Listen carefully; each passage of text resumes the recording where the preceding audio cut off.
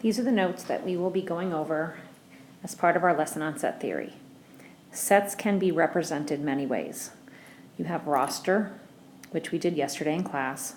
You have rule, which goes along with the roster. You have a Venn diagram or a graph on a number line.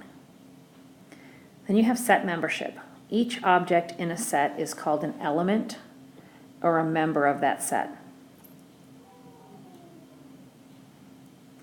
3 is an element of X.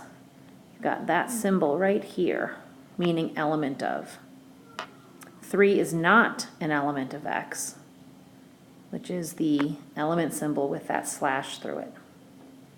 An infinite set has an unlimited number of elements. The key is you're going to see those 3 dots. Those ellipses will tell you that it's going to go on forever. A finite set has a limited number of elements. Here you have set B is just 2, 3, and 4, has a beginning and an end. An empty set has no members.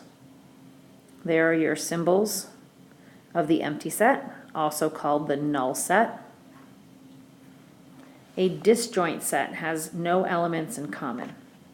Sets 2 and 3 and 7, 11 are disjoint sets because 2 and 3 does not have a 7 or 11 in it, and 7, 11 does not have a 2 or a 3.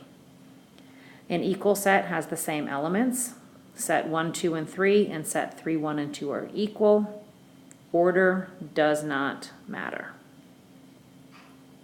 And lastly, we have Venn diagrams. Venn diagrams are graphic representations, usually consisting of circles within a rectangle, and it's going to show the relationship between the sets. You'll also see, a little bit later, we'll also have triple Venn diagrams, and it'll look like that.